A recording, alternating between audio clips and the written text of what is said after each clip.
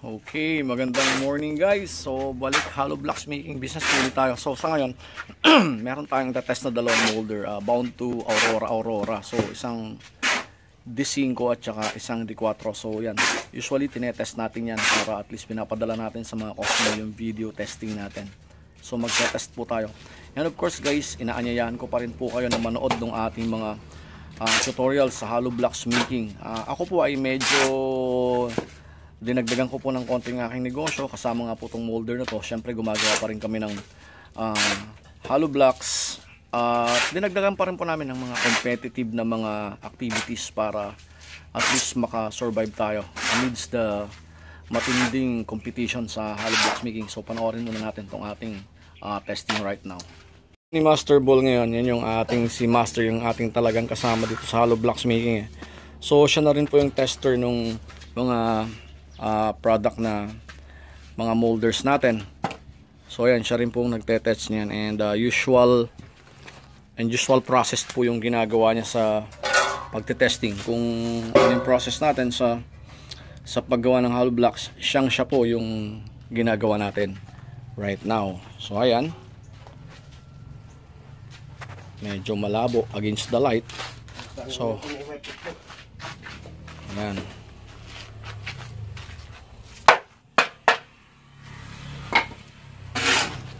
So, ayan ang ginagawa natin. So, i-fill lang po natin yung molde natin. Ayan, at tulad ng dati, syempre, kailangan nating siksikin din yan by banging it to the wooden lugs na nakatayo.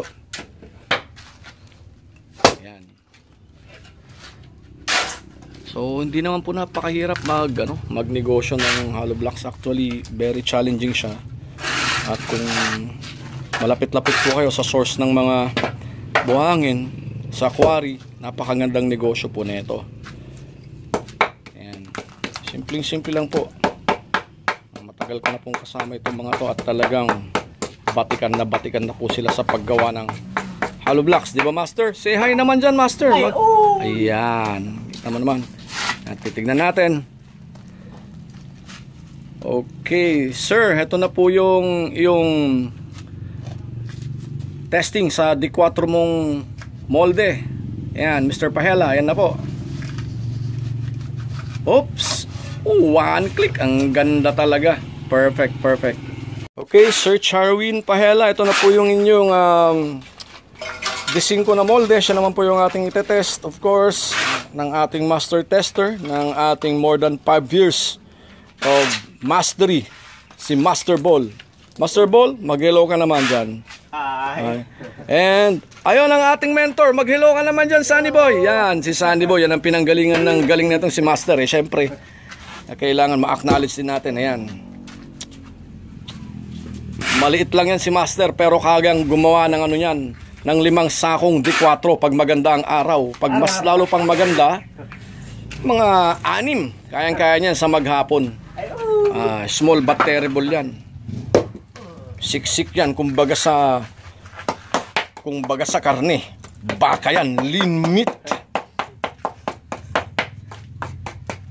Yan. Anong pakiramdam mo Master? Perfect ba yung isang yan? Oh, nararamdaman ni Master, perfect daw sabi niya. Nararamdaman ko nga rin. Okay, so let's go and see the size 5. Oh, dahan-dahan Master, ayan. Perfectin mo ha. Ayan. Huwag mong iuntog yung ulo mo. Okay. Ayan, with suspense. Oh, Sir Charwin, perfect po. Ang ganda talaga. Perfect. Bound to Aurora. Thank you very much, sir. So, this is the third try para sa ating D4. Kita natin talaga kung okay na okay at super functional. At syempre, yes sir, perfect, very good.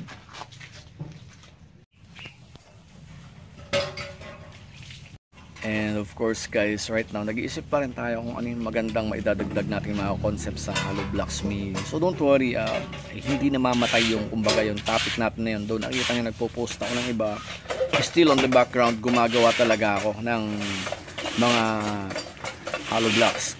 Nga lang talaga kasi halos na-discuss ko na lahat. So, yung mga videos natin na ginagawa, kung sa pricing man, makikita nyo sa pricing ng hollow blocks, mag-a-adjust lang kayo kung ano yung mga, kumbaga, mga prevailing na prices ng materials. And then, siya pa rin yung pattern ng pag-compute. So, ganon. And all of those videos ng hollow blocks making natin, we call that evergreen videos. Ibig sabihin, kahit na tumagal pa ng 10 taon, yung mga video na yon, siya yung prinsipyo ng paggawa ng hollow blocks making. So you can always use those videos para po sa inyong hollow blocks making. At you are very free po na mag-comment kung may mga tanong po kayo, at sumasagot naman po ako talaga doon. Kung may mga inquiry po kayo sa hollow blocks molder, i-comment nyo lang po at siguradong sasagutin ko kayo. So we always provide the best and quality molders na pwede nating maibigay sa inyo dito sa Newbie on the Block. So thank you very much guys for always supporting this channel. Maraming salamat po. God bless po. And of course sir, usual process ng natin, ng delivery natin. Example po yung paglalangis ng molde para po at least hindi siya kalawangin. So ayan. So after using po talaga dapat yan nilalangisan natin. So yan yung ginagawa nating procedure para at least makita nyo yung tamang caring ng inyong molder. So ayan, nilalangisan po natin yung molder na papadala sa inyo Sir Charwin. Ayan, then maya lang after lunch, ibabox ko na rin po ito. Maybe gagawan ko rin ng video para at least makita ng mga customer natin kung paano yung procedure talaga ng pag-prepare natin from mula sa warehouse, sa paggawaan, sa pagte-testing. Yan, para very transparent po tayo. Ano sa tingin mo master, tama ba yon? Oh, ayun, okay daw sabi ni master. So ayan, next is yung boxing na ng molde. Okay, so yan naman po yung size 4. Of course lalangsan natin sila pareho katulad ng size 5. And then later on after lunch, ibabox natin, then ship out din natin via LBC.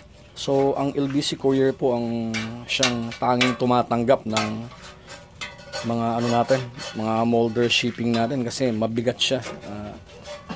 Hindi ito kaya ng mga ibang couriers, hindi nila gusto. So medyo si LBC talaga ang trusted ko sa pagpapadala ng mga molders na siniship natin throughout the country and even abroad sa US and different part of the world.